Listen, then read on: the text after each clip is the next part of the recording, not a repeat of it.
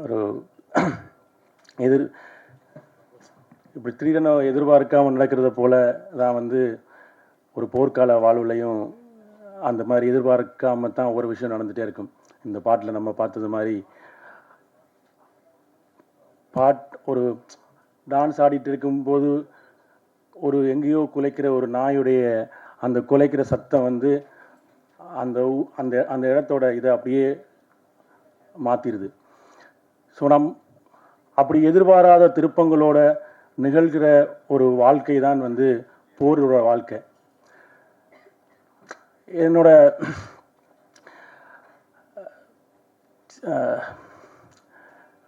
சின்ன வயசில் போர் நடந்துட்டு இருக்கும்போது, எங்கள் ஊரில் போர் நடந்துட்டு இருக்கும்போது இங்கே தமிழ்நாட்டிலேருந்து படமெல்லாம் வரும். அப்போ சின்ன பையனாக வந்து ஒரு ஆசை இருந்தது. அது என்னோட ஆசை மட்டும் இல்லை, இன்றைக்கு இருக்கக்கூடிய ஈழத்தில் பிறந்த பல பேருடைய ஆசை. என்றைக்காவது வந்து இந்த பெரிய திரையில் அங்கே என்னுடைய மொழியை கேட்க முடியாதா? என்னுடைய ஊரோட என்னுடைய வீட்டோட ஏதோ ஒரு காட்சி அங்கே அந்த திரையில் நான் பார்க்க முடியாதான்ற ஏக்கம் வந்து இருந்துகிட்டே இருந்துச்சு. அந்த ஏக்கம் இன்றைக்கு சாத்தியப்பட்டிருக்கிறது. இத்தனை ஆண்டுகால தமிழ் சினிமாவில் ஈழத்திலேருந்து நிறைய பேர், உடைய ஆசன் பாலு மகேந்திராவிலிருந்து பல பேர் இங்கே அதுக்கான முயற்சியை எடுத்திருக்காங்க. அந்த முயற்சியினுடைய ஒரு தொடர்ச்சியாக ஒரு விஷயம் சாத்தியப்பட்டிருக்கிறது. அந்த சாத்தியப்படுத்துவதற்கான முதல் புள்ளியை வைத்த இயக்குனர் நண்பர் கார்த்திக் சுப்ராஜ் அவர்களுக்கு முதலில் நன்றி சொல்லி நான் என்னுடைய தொடங்க விரும்புகிறேன்.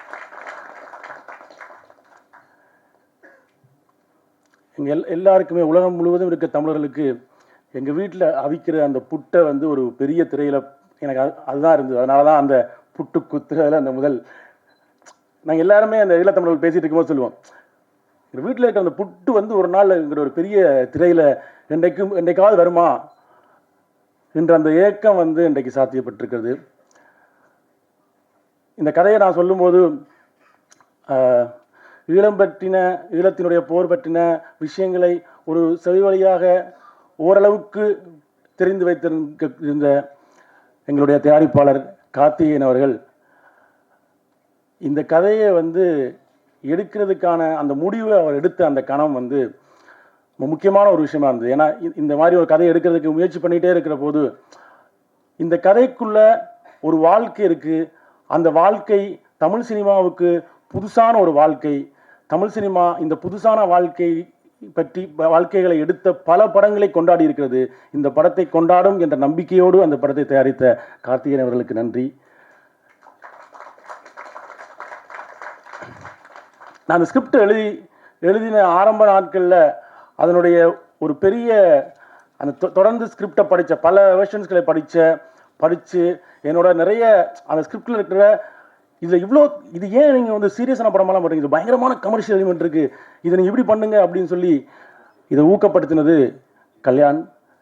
ஸோ அந்த கல்யாணோட ஊக்கம்தான் வந்து இன்றைக்கு இவ்வளவு பெரிய நிறுவனங்கள் இணைந்து இந்த படத்தை தமிழ் சினிமா ரசிகர்களுக்கு கொண்டு வருவதற்கான சாத்தியத்தை உருவாக்கி இருக்கிறது.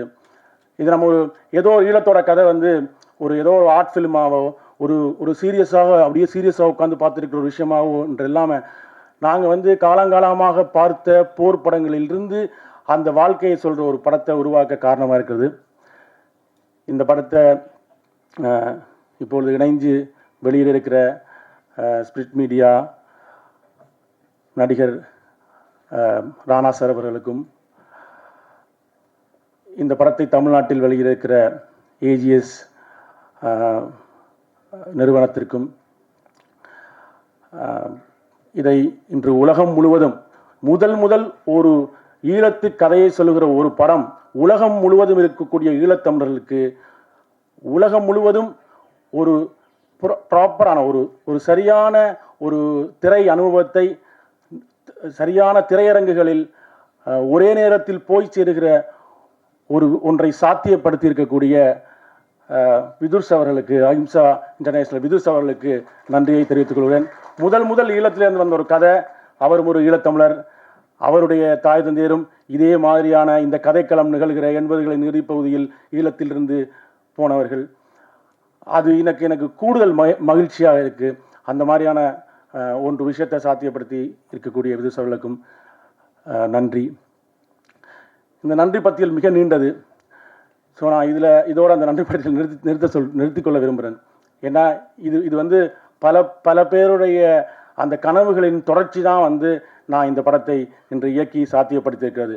இது வந்து ஒரு சோமிதரனுடைய நிகழ்வாக அல்ல, இது பல ஈழத்தமிழர்களின் கனவுகளின் அந்த திரட்சியை நாங்கள் சாத்தியப்படுத்தி இருக்கிறோம். உண்மையில இந்த இந்த கதைகள் நாங்கள் நிறைய போர் படங்கள் பார்த்துருக்கோம். இன்றைக்கி ஹாலிவுட்லேருந்து பல படங்களை வந்து நாங்கள் தமிழ்நாட்டிலையும் உலகத்திலையும் பல பேர் அந்த ஹாலிவுட் சினிமாக்களை கொண்டாடிக்கிறோம். அந்த போரில் எல்லாம் வந்து ரெண்டு தரப்பும் துப்பாக்கியால் சண்டை பிடிக்கிற விஷயங்களை பார்த்துட்டே இருப்போம். இன்றைக்கு இந்த உலகம் போருக்குள் இருக்கிறது. தினம் தினம் நாங்கள் போரோட செய்திகளை பார்த்து கொண்டிருக்கிறோம். இந்த போரோட செய்திகளை நமக்கு வந்து ஈரான் வந்து இஸ்ரேலில் பொம்பு போடுது, அமெரிக்கா வந்து ஈரானில் பொம்பு போடுது, ரெண்டு பேரும் மாறி மாறி இத்தனை குண்டு இன்றைக்கு விழுந்துச்சு, இத்தனை குண்டு இங்கே இவங்க அடித்தாங்க, இத்தனை குண்டு துபாயில் விழுந்துச்சு என்ற அந்த ஸ்கோரை பார்த்துட்டே இருக்கோம். ஆனால் இதுக்கு பின்னால் இந்த குண்டு விழுகிற இடத்தில் அது இஸ்ரேலாக இருந்தாலும் சரி, அது ஈரானாக இருந்தாலும் சரி, இந்த குண்டு விழுகிற இடத்தில் ஒரு மக்கள் இருப்பார்கள், அவர்களுக்கு ஒரு வாழ்க்கை இருக்கும். அந்த குண்டு போய் விழுகிற அந்த நேரத்தில் அவர்கள் ஒரு பிறந்த நாளை கொண்டாடுவதற்கு முயற்சி பண்ணியிருக்கலாம், அவர்கள் ஒரு கல்யாணத்தை ஏற்பாடு பண்ணியிருக்கலாம், அங்கே ஒரு மரண வீடு நிகழ்ந்திருக்கலாம், ஏதோ ஒரு விஷயம் நிகழ்ந்திருக்கலாம். அந்த குண்டு விழுந்ததுக்கு பிறகு அது என்னவாகும்ன்றது இருக்குல்ல, அந்த அவர்களுடைய பதட்டம் இருக்குல்ல, அந்த வாழ்க்கை இருக்குல்ல, அந்த வாழ்க்கை சொல்லுகிற படம் தான் இது. நம்ம எப்பயுமே வந்து நம்ம வார் ஃபிலிம்ஸ்ன்ற எப்பயுமே போர் படங்களை நாங்கள் பார்க்கும்போது போர் புரிகிற ரெண்டு தரப்பை பற்றி தான் படங்கள் வந்துட்டே இருக்கும். இந்த பக்கம் ஒரு 1000 கன், அந்த பக்கம் ஒரு 1000 கன், இந்த பக்கம் ஒரு பலகுழல் துப்பாக்கியை வச்சுட்டு ரெண்டு பேரும் துப்பாக்கிகளை சுடுகிற காட்சிகள் தான் பார்த்துருக்கோம். இந்த துப்பாக்கிகள் சுடுகளுக்கு நடுவில் ஒரு மக்கள் இருக்கிறார்கள், ஒரு வாழ்க்கை இருக்கிறது. போர்ன்றது வந்து நம்ம போரை எப்பயுமே பார்க்கும்போது ஏதோ துப்பாக்கிகள் சுட்டுட்டே இருக்கிற விஷயம்னு நினைக்கிறோம். அப்படி இல்லை. போரோட வாழ்க்கை தான் என்னுடைய வாழ்க்கை. நான் பிறந்ததிலிருந்து என்னுடைய இளமை கால வாழ்க்கையும் போருக்குள்ளே தான் இருந்தது. அந்த போருக்குள்ளே தான் நாங்கள் படித்தோம். அந்த போருக்குள்ளே தான் எங்களுடைய சிறு வயது விளையாட்டுகள் இருந்தது. அந்த போர் தான் எங்களோட விளையாட்டாகவும் இருந்தது. இந்த பாட்டில் பார்த்தது போல நாங்களே எங்களுக்கான துப்பாக்கிகளை இது பண்ணி போரே விளையாட்டாக இருந்தது. அந்த போருக்குள்ளே தான் காதல் இருந்தது, அந்த போருக்குள்ளே தான் திருமணம் இருந்தது. அந்த போர் வாழ்க்கையை தான் நாங்கள் வாழ்ந்தோம். நாங்கள் போர் என்று வெளியிலிருந்து பார்க்கக்கூடிய ஆக்கெல்லாம் ஏதோ போரில் இருக்கிறவங்கலாம் அந்த அப்படியே ஸ்டிஃபாக ஏதோ அப்படி இருக்கிறதுன்றது இல்லை. அவ்வளவு அப்படி இருந்தால் போரில் இருக்கிறவங்க எல்லாரும் ஸ்ட்ரெஸ்லேயே செத்து போயிடுவாங்க, குண்டுலாம் போட்டு சாவடிக்க தேவையில்லை. அப்போ அந்த போரை நாங்கள் போர் வாழ்க்கையின் ஒரு பகுதியாக மாறிவிட்டது. ஒரு பகுதியாக மாறி அந்த போருக்குள்ள எப்படி ஒரு வாழ்க்கை இருந்தது, அந்த வாழ்க்கையினுடைய நிகழ்வுகள் எப்படி இருந்தது, அதுதான் இந்த இந்த இந்த இந்த படத்தில் நாங்கள் சொல்ல வருகிற விஷயமா இருக்கு. எங்களுடைய ஒரு பதட்டம் இருக்குல்ல, நம்ம வந்து ஒரு விஷயம் நடந்துடணும்ன்ற அந்த பதட்டம் தான் சினிமா. உலகத்தில் வந்து இன்றைக்கு அப்படியான பல படங்கள் நாங்கள் பார்த்துருக்கிறோம். லைஃப் இஸ் பியூட்டிஃபுல்னு ஒரு படம் உலகத்தில் பல பேர் பார்த்தாங்க. அந்த படம் வந்து போரோட வழிகளைத்தான் சொல்லியது. ஆனால் போரோட வழிகள் என்பது வெறும் அழுகையாகவும் ரத்தமாகவும் மட்டுமே சொல்றதில்லை, அதுக்குள்ளே இருக்கிற வாழ்க்கையாகவும் சொல்றது என்று சொன்னது அந்த படம். ஸோ அப்படி ஒரு வாழ்க்கையை தான் நான் இந்த படத்தில் காட்சிப்படுத்தியிருக்கேன். அது இந்த தமிழ் ரசிக சூழலில் தமிழர்கள் இந்த படத்தை ரசிப்பார்கள் என்று நினைக்கிறேன். ஏன்னா ஒரு பரபரப்பான ஒரு த்ரில்லரை ரசிக்கக்கூடியவர்களாக அந்த படங்கள் வெற்றியடைய வைத்தவர்களாக தமிழ் சினிமாவில் ஆட்கள் இருந்திருக்காங்க. எப்பவுமே எனக்கு ரொம்ப மரணத்தை விடவும் மரண பயம் வந்து ஒரு பதவேதப்பானது. இந்த படம் அந்த மரண பயத்திலிருந்த வாழ்க்கையை சொல்கிறதா தான் இந்த படம் இருக்கும். எடுத்துக்கேன் இல்லை, ஒரு பதட்டமான மனதில் ஒரு போருக்குலேருந்து எனக்கு அந்த என்னோட சின்ன வயசோட இடத்துக்கு நான் போயிட்டேன். இந்த படத்தில் அந்த முறுக்க எடுக்க எத்தனைக்கிற அந்த பையன்தான் நான். எனக்கு கழிந்த அப்படியான பல இரவுகளில் ஒரு இரவைத்தான் இந்த படத்தில் காட்சிப்படுத்தியிருக்கேன். போருக்குள்ள நமக்கு பதபதைப்பாக கழியக்கூடிய அந்த பரபதைப்பான இரவுகளின் ஒரு இரவு தான். இப்படி பல இரவுகள் எங்களுக்கு கழிஞ்சு போயிருக்கும். அப்படி ஒரு இரவு தான் இந்த படம். அந்த இரவோட அந்த பதைபதைப்பும் அந்த மக்களும் அந்த உங்களுக்கு நெருக்கமாக வருவார்கள். நாங்கள் தமிழ்நாட்டில் ஈழம் பற்றி நிறைய கதைகளை கேள்விப்பட்டிருக்கோம். ஆனால் ஒரு ஈழத்தோட வீடு, எனக்கு கோயம்புத்தூர்ல இருக்கிற ஒரு வீடு எப்படி இருக்குன்னு தெரியும், மதுரையோட முட்டுச்சந்தை எப்படி இருக்குன்னு தெரியும், மதுரையோட ஒரு கிராமம் எப்படி இருக்குன்னு தெரியும், ஒரு வீடு எப்படி இருக்குன்னு தெரியும். தமிழ்நாட்டினுடைய எல்லா ஊர்களுடைய வீடுகளும் அது அது வந்து ஒரு மேல்தட்டு வர்க்கத்தின் வீடாக இருந்தாலும் சரி, ஒரு மிடில் கிளாஸ் வீடாக இருந்தாலும் சரி, ஒரு ஏழைய வீடாக இருந்தாலும் சரி, எல்லா வீடுகளும் எனக்கு தெரியும். ஆனால் என்னுடைய வீடு எப்படி இருக்கு, எப்படி இருக்கும் என்றதை நான் இந்த தமிழ் ரசிகனுக்கு இதுவரைக்கும் நம்ம வந்து முழுமையாக காட்டலை. இந்த படம் அந்த வேலையை செய்யும்.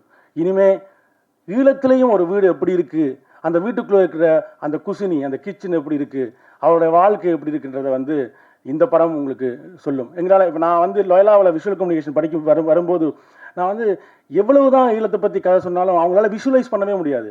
ஏன்னா விஷுவலாக பார்த்ததே இல்லை. ஒரு ஒரு கதைகளாக கேள்விப்பட்ட அளவுக்கு நம்ம விஷுவலாக பார்த்ததே இல்லை.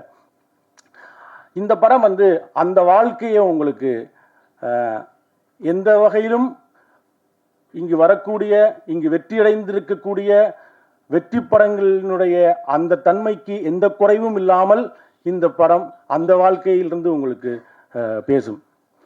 நான் அந்த அந்த அந்த மனநிலையில் தான் இருக்கேன். எனக்கு வந்து எங்கள் ஊரில் வந்து போர் நடந்துட்டு இருக்கும்போதே படம் எடுத்துட்டு இருப்பாங்க. ஏன்னா இங்கேருந்து படங்கள் வராத காலகட்டத்தில் குண்டுகள் விழுந்துகிட்டே இருக்கும். குண்டுகள் விழுந்துட்டு இருக்கும்போது விஹெச்எஸ் கேமராவில் படம் எடுத்து படத்தில் நடிச்சிட்டு இருக்கிறவன்ல 2-3 பேர் செத்து போயிருப்பான். அடுத்த நாள் ஷூட்டிங் அவன் எல்லாம் போகும். ஏன்னா அவன் ஷூட்டிங் முடிஞ்சு போகிற வழியில் ஏதோ ஒரு குண்டு செத்துருப்பான். ஆனால் ஷூட்டிங் போயிட்டு இருக்கும். அப்படி எடுக்கப்பட்ட படங்களில் 90களில் நாங்கள் பார்த்துருக்கோம் எங்கள் ஊரில். அப்படி நாங்களே எடுத்து நாங்களே அங்கே அங்கே அங்கே அங்கே திரை கட்டி அங்கே நாங்கள் அந்த மாதிரி படங்களை பார்த்துருக்கிறோம். அங்கே இருந்து தொடங்குது இந்த மாதிரியான ஒரு கதையை இந்த மாபெரும் தமிழ் சினிமாவில் கொண்டு வந்து நிறுத்தணும்ன்றது அந்த இடத்துலேருந்து தொடங்குது என்று நான் இப்போ உணர்றேன். அந்த மாதிரியான ஒரு விஷயமாக தான் அது இருக்குது. எல்லாருமே நாங்கள் சுவாரஸ்யமான ஒரு கதையோடு முடிக்கலாம்னு நினைக்கிறேன். உதாரணமாக நம்ம வந்து போரோட விஷயங்களை பார்க்கும்போது இப்போ நம்மளாம் வந்து இந்த பாய்ஸ் ஸ்கூல் கேர்ள்ஸ் ஸ்கூல்லாம் படிப்போம். அப்படி தான் எங்கள் ஊர்லேயும் பாய்ஸ் ஸ்கூல் கேர்ள்ஸ் ஸ்கூல்லாம் படித்து கொண்டு இருந்தோம். அப்படி படித்து கொண்டு இருக்கல யாழ்ப்பாணத்தில் ஒரு பெரும் இடப்பெயர்வு, ஒரு 4 லட்சம் மக்கள் இடம்பெயர்ந்தாங்க. போய் எல்லாரும் வேறு ஊருக்கு போனாங்க. திரும்பி எப்போ போகணும்னு தெரியாது. அது ஒரு 6 மாதம் ஆகலாம், 1 வருஷம் ஆகலாம், எப்போ வேணாலும் ஆகலாம். எல்லாரும் குடிசை வீடுகளை கொட்டில்களை போட்டுக்கிட்டு இருந்தாங்க. இப்போ நம்ம வந்து 1 வருஷம் இங்கே இருக்க போனால் ஸ்கூலும் கட்டணும். அதனால் ஸ்கூலுக்கு பெரிய கொட்டைகள் போட்டு அந்த கொட்டைகள் இருந்தாங்க. அந்த கொட்டைகள் வந்து தனித்தனியாக பாய்ஸ் ஸ்கூல் கேர்ள்ஸ் ஸ்கூல்லாம் போட முடியாது. அதனால் என்ன பண்ணிட்டாங்கன்னா 10ஆம் வகுப்பு வரைக்கும் ஆண்கள் பாடசாலையிலும் பெண்கள் பாடசாலையிலும் படித்தவர்கள் ஒரே நாளில் ஒரே பாடசாலையாக மாறினாங்க. ஸோ இது வந்து பயங்கரமாக எங்களுக்கு அந்த 10ஆம் படிக்கிறவனுக்கு தப்புன்னு பார்த்தா பொண்ணுங்க கூடயே பேச முடியாத ஒரு இடத்துல பக்கத்தில் பார்த்தா பொண்ணு, இந்த பக்கம் பார்த்தா பொண்ணுங்க. அது வந்து இங்கே வீட்டில் அம்மா அப்பாவுக்கு வந்து எந்த பெரிய வீட்டிலேருந்து வந்தாங்க, ஓலையை வெட்டி குடிசை போட்டுருக்கோம்ன்ற அழுகு அவங்களுக்கு, சாப்பாட்டுக்கு வழி இந்த அழுகு அவங்களுக்கு. ஆனால் எங்களுக்கு அதுக்குள்ளே இருக்கிற ஒரு மகிழ்ச்சி இருக்குல்ல, இதுதான் போரோட வாழ்க்கை. இந்த மாதிரி இல்லைன்னா போரில் நாங்களாம் ஸ்ட்ரெஸ்லேயே நோயாளியாக போய் ஸ்ட்ரெஸ்லேயே செத்து போய் இப்படிலாம் இருப்போம். போருக்குள் வாழ பழகிக்கிற வாழ்க்கை இருக்குல்ல, அதில் பார்த்தா நிறைய பேர் வந்து அவ்வளோதான், அதில் பல காதல்கள் மலரும். இப்போ என்ன பிரச்சனைன்னு சொன்னால் தள்ளி இருந்த வீடுகள் வந்து இப்போ பக்கத்து குடிசையிலாக மாறி இருக்கும். அதுக்குள்ள ஒரு சண்டை வரும். இந்த பிரச்சனை வளமையாக இங்கே நீங்கள் பார்க்குற அந்த காதலோட பிரச்சனைலாம் அதில் இருக்கும். ஆனால் இது ஒரு ஜாலியான விஷயமா இருக்குல்ல. பொம்பர் போடுவாங்க. பொம்பர் போடும்போது நிறைய பதுங்குழிகள் இருக்கும். இந்த ஸ்கூல் எல்லாரும் பதுங்குழி இருக்கும். அப்போ அந்த பதுங்குழிகள் நோக்கி நாங்கள் ஓடும்போது யாராவது பொம்பளை பிள்ளைய பார்த்துருப்பான்ல, ப்ரப்போஸ் பண்ண ரெடி பண்ணுவான், ஒன் சைடாக இருப்பான். அவன் ஓடுற பங்கருக்குள்ள போய் இவன் ஓடுவான். ஏன்னா குண்டு மேலே போட்டான்னா எவ்வளோ நேரம் குண்டு போடுவான்னு தெரியாது. அவ்வளோ நேரமும் நம்ம அந்த பங்கருக்குள்ள இவளுக்கு பக்கத்தில் இருக்கலாம். அந்த பங்கருக்குள்ள இருட்டா இருக்கும், ஒன்றுமே தெரியாது. இவ பக்கத்தில் இருக்கிறான்னு கூட தெரியாது. போகும்போது பக்கத்தில் இருந்திருப்பா, அதுக்குள்ள அந்த கூட்டத்துக்குள்ள அவன் எங்கேயா போயிருப்பா. ஆனா அந்த 2 மணி நேரம் மேல குண்டு போட்டிருப்பான். நான் அவள் பக்கத்தில் நிக்கிற மாதிரியே நினைச்சிட்டு இருந்திருப்பேன். இப்படி தான் எங்களுடைய வாழ்க்கை இருந்திருக்கு. என்னுடைய முதல் காலமே அப்படி தான் இருந்துச்சு. என்னுடைய முதல் காலத்தில் ப்ரப்போஸ் பண்ண போகும்போதே பார்த்தா ஃப்ரெண்ட் சொல்கிறேன், எப்படிடா போய் அவள்கிட்ட கதைக்கிறது, பயமாக இருக்கு. இப்போ அவள்கிட்ட ஏன்னா பொம்பளை பிள்ளைல காய்ச்சல் இல்லை, பாய்ஸ் ஸ்கூல்லாம் படிக்கிறோம். அப்போ எப்படா ப்ரப்போஸ் பண்ணுறது. அப்போ என்னோட நம்பன் சொன்னான், இந்த லெட்டரை போய் கொடு, உனக்கு கதைக்க கஷ்டம்னா லெட்டரை போய் கொடு அப்படின்னா. இப்போ லெட்டரை போய் கொடுக்க நமக்கு ஒரு பதட்டம் இருக்கும்ல, பயம் இருக்கும்ல. அப்போ எங்கள் போராட்டத்தில் ஒரு ஸ்லோகன் ஒழிக்கப்பட்டிருக்கும். போராட்டத்தில் போராடும் போது இப்படி சொன்னால் எல்லாருக்குமே தெரியுமில்ல, போராட்டத்தில் ஒரு ஸ்லோகன் சொல்லுவோம்ல. அவன் சொன்னான், அவள்கிட்ட போய் அந்த ஸ்லோகனை சொல்லு. அந்த ஸ்லோகன் சொன்னால் நம்ம இயல்பே இப்படி ஆயிரும். அந்த ஸ்லோகனை சொல்லிட்டு போட்டு ஐ லவ் யூ சொல்லிடு. அதாவது ஒரு போராட்டம் எவ்வளவு உன்னதமான விஷயங்கள் நடந்துட்டு இருக்கிற ஒரு விஷயத்துல போராட்டத்தினுடைய அந்த ஸ்லோகனை இப்படித்தான் வாழ்க்கை இருக்கும். போரோட வாழ்க்கைன்றது இந்த மாதிரியான காதல்களையும் இந்த மாதிரியான கதைகளையும். ஆனா இதுக்கு எல்லாத்துக்கும் மேல ஒரு போர் நிகழ்ந்துட்டே இருக்கும், ஒரு பதவிப்பு இருந்துட்டே இருக்கும். அதுதான் இந்த படம். அந்த போரோட வாழ்க்கை நம்ம இது வரைக்கும் போரோட வாழ்க்கைன்றது நம்ம கற்பனையில வேற மாதிரி நினைச்சிட்டே இருப்போம். எப்ப பார்த்தாலும் கண்ணால சுட்டுட்டு இருப்பாங்க, எல்லாரும் பட்டப்பட்டு செத்துட்டு இருப்பாங்கன்றது மட்டுமே இல்லை. இந்த வாழ்க்கை, இதுக்குள்ள ஒரு வாழ்க்கை இருக்குல்ல. ஒரு மதுரையிலேருந்து முதல் தடவை சென்னைக்கு வரவனுக்கு சென்னையெல்லாம் எப்படா மனுஷன் வாழ்வேன்னு நினைப்பான். ஆனால் அவன் 6 மாதம் வாழணும்னா சென்னை வாழ்க்கை அவனுக்கு பழகி போயிடும். சென்னையில் இருக்கிற எல்லாத்தையும் அதே மாதிரி தான். போர் தொடங்கும் போது அந்த வாழ்க்கை பதப்பதாக இருக்கும். ஆனால் அதுக்குள்ளே இருக்கிற அந்த வாழ்க்கையையும் அந்த வாழ்க்கையின் பதட்டத்தையும் அங்கு நடக்கிற ஒரு திருமணத்தையும் இப்போ இங்கே தமிழ்நாட்டில் பல்வேறு வகைப்பட்ட திருமணங்கள் நம்ம பார்த்துருப்போம். எவ்வளவோ திருமணங்கள் நடந்திருக்கும் என்பதுகளை. அப்படி பார்க்காத ஒரு திருமணம் தான் இந்த படத்தில் நிகழுது. அந்த திருமணத்தை நடத்துறதுக்காக முயற்சி பண்ணுகிற ஒரு குடும்பம், அந்த குடும்பத்தை சுற்றி நிகழ்கிற விஷயம் தான். அந்த திருமணம் நடக்குமா இல்லையான்றது. நம்ம வீட்டிலாம் பல பிரச்சனை இருக்கும். திருமணத்துக்கு முதல் நாள் இரவு 2 பொம்பளை வீட்டு மாப்பிள்ளை வீடும் பிரச்சனை வரும், இல்லை ஏதாவது சீட்டாடும் போது பிரச்சனை வரும், இல்லை சீதனம் கொடுக்கலன்னு பிரச்சனை வரும், ஏதாவது ஒரு சம்ப காணலும் பிரச்சனை வரும். இப்படி தமிழ் சினிமாவில் திருமணத்தின் போது பல்வேறுபட்ட பிரச்சனைகள் நிகழ்ந்திருக்கும். பல்வேறுபட்ட பிரச்சனைகளை தமிழ் சினிமாவில் இது வரைக்கும் பார்த்துருப்பீங்க. அதில் பார்க்காத ஒரு பிரச்சனையும் அந்த திருமணம் தான் இந்த படம். நிறைய நேரம் நான் பேசிட்டேன். ஸோ அது நான் அந்த ஊரோட உணவுக்கு போனதுனால நிறைய நேரம் பேசிட்டேன். திரும்பவும் என்னோட ஒரு ஐடி நிறுவனத்தில் வேலை செய்யும்போது இறுதிப்போர் நடந்தபோது பெங்களூர்லேருந்து கிளம்பி சென்னைக்கு இங்கே நடந்த மனித சங்கிலி போராட்டத்தில் கலந்து அந்த மக்களுக்காக நிற்கணும் என்று வந்த அந்த ஐடி கம்பெனி இளைஞர் பின்னாளில் பெரும் இயக்குனராகி தயாரிப்பாளராகி எனக்கு நண்பராகவும் வாய்த்து இந்த படத்தை சாத்தியப்படுத்திய கார்த்திக்கு நன்றி. ஏன்னா அது ரொம்ப முக்கியமான முயற்சி. இதை நீங்கள் எனக்கு கடைசியாக இதை மட்டும் சொல்லி முடிக்கணும். நான் பாலுமந்திரா சார்கிட்ட அசண்டாக சேரும்போது லோயலா காலேஜ் முடித்ததுக்கு பிறகு என்னோட சார் ஒரு விஷயம் தான் சொன்னார். உன்னுடைய முதல் படத்தையாவது குறைந்தபட்சம் எங்கிற கதையை எடுத்துடுறா. என்னால் கடைசி வரைக்கும் எடுக்க முடியாமல் போச்சு. நான் ஆக்ஷன் கட்டுலாம் சொல்லி போட்டு பார்க்குறேன். எனக்கு 65 வயசாயிருச்சு. ஏன்னா இங்கே அடுத்த வெற்றியை நோக்கி அடுத்த விஷயங்களை நோக்கி நம்ம போயிட்டே இருப்போம். குறைந்தபட்சம் முதல் படத்தையாவது எங்களை கதையை எடுத்துரு. என்னால் நான் எடுக்கணும்னு நினச்ச கதை இருக்குது. அவர் எழுதி வச்ச கதை ஸ்கிரிப்ட் அவர் போனது போய் அப்படியே போயிடுச்சு. அதை இன்றைக்கு நான் சாத்தியப்படுத்துவதற்கு வாய்ப்பளித்த ஸ்டோன் பெஞ்ச், கார்த்திகேயன், கல்யாண், கார்த்திக் சுப்ராஜ் அவர்கள் அனைவருக்கும் மீண்டும் நன்றியை சொல்லி, இன்றைக்கி பாலுமந்திரா சார் நிச்சயமாக அவருக்கு இருந்த அந்த நிறைவேறாத ஒரு ஆசை நிறைவேறி இருக்கும் என்று நான் நினைக்கிறேன். என்னுடைய சிறு வயதில் ஊரில் போகும்போது இதாண்டா பாலுமந்திரா வீடுன்னு நாங்கள் பார்த்துட்டு போனேன். அந்த வீட்டிலிருந்து ஒருத்தன் இந்த தமிழ் சினிமாவில் நின்றிருக்கிறார். அவர் என்னட்ட கேட்ட ஒரு விஷயத்தை நான் இன்றைக்கி சாத்தியப்படுத்தியிருக்கிறேன் என்ற மன நிறைவும் மகிழ்வும் எனக்கு இருக்கிறது. இந்த நேரத்தில் இங்கு கூடியிருந்த அனைத்து பத்திரிகையாளர்களுக்கும் ஒரு பத்திரிகையாளனாகவும், ஏன்னா ஒன்ஸ் ஜேர்னலிஸ்ட் ஆல்வேஸ் ஜேர்னலிஸ்ட்னு சொல்லுவாங்க. ஒரு காலத்தில் நான் பத்திரிகையாளனாக இருந்தவன். அண்ணெல்லாம் நான் இலங்கையில் இருக்கும்போது இருந்தே நாங்கள் பேசிக்கொள்வோம். அந்த மாதிரியான ஒரு சூழலில் உங்களை போன்ற ஒரு பத்திரிகையாளனா, ஒரு பத்திரிகையாளன் எப்போதும் பத்திரிகையாளன் தான். இன்றைக்கு உங்கள் நேரத்தை ஒதுக்கி இந்த படத்துக்கு வந்திருக்கின்ற உங்கள் அனைவருக்கும் நன்றி, வணக்கம். இன்னும் நான் நிறைய விஷயம் இந்த நடிகர்களை பற்றியெல்லாம் பேசணும், ஆனால் அதுக்கான அவகாசம் கிடைக்காது. ஆனால் ஒரே விஷயம், இதில் நடிச்சிருக்கிற எல்லாருமே வந்து அந்த வாழ்க்கையை வாழ்ந்திருக்காங்க. அது எனக்கு ரொம்ப ரொம்ப மகிழ்ச்சியான விஷயம். நான் வந்து நவீன் சந்திராட்ட போய் இந்த கதையை சொல்லும்போது, அவர் தெலுங்குல ஒரு பெரிய பீக்கில் இருந்தார். அவரோட ஒரு பெரிய சீரீஸ் வந்து அங்கே சூப்பர் டூப்பராக போயிட்டு இருந்த ஒரு காலகட்டத்தில் அந்த கதையை சொன்ன மாத்திரத்தில் வந்து அதை நடிக்க அந்த அந்த அந்த உணர்வை புரிஞ்சு நடிக்க வந்தார். அந்த மாதிரி எல்லாரும், ஒவ்வொரு நடிகர்களும் சனத் எல்லாரும், ஒவ்வொரு நடிகர்களும் இங்கே அந்த வேலையை செஞ்சுருக்கிறாங்க. அதே போல் இந்த என்னுடைய கேமராமேன், அவர் ஒரு ஈழத்தை சேர்ந்தவர். பாலமகேந்திராவுக்கு பிறகு பூனே ஃபிலிம் இன்ஸ்டியூட்டில் படித்த ஒருத்தர். அவர் இந்த படத்தில் கேமராமேன் எனக்கு கிடைச்சிருக்கிறாரு. என்னோட எடிட்டர், இந்த கதையில் பல பெண் பாத்திரங்கள் வருது. இந்த ஒரு குடும்பம் உண்டா பெண்கள் தானே அதோடைய ஆணி வேராக இருப்பாங்க. இந்த படத்துக்கு வந்து ஒரு பெண் எடிட்டராக வாய்க்கப்பட்டதுன்றது வந்து அது ஒரு டிவைனான ஒரு விஷயமா நான் நினைக்கிறேன். ராதாவுக்கு நன்றி. ராதா கே 80களோட அந்த வாழ்க்கைக்கு அவ்வளோ ஒரு உயிர் கொடுத்துருக்காரு இந்த படத்துக்கு. இசையில் நினைக்கிறேன் நிறைய நாளைக்கு பிறகு நீங்கள் ப்ரெஸ்ஸை மீட் பண்ணுறீங்களோ தெரியல.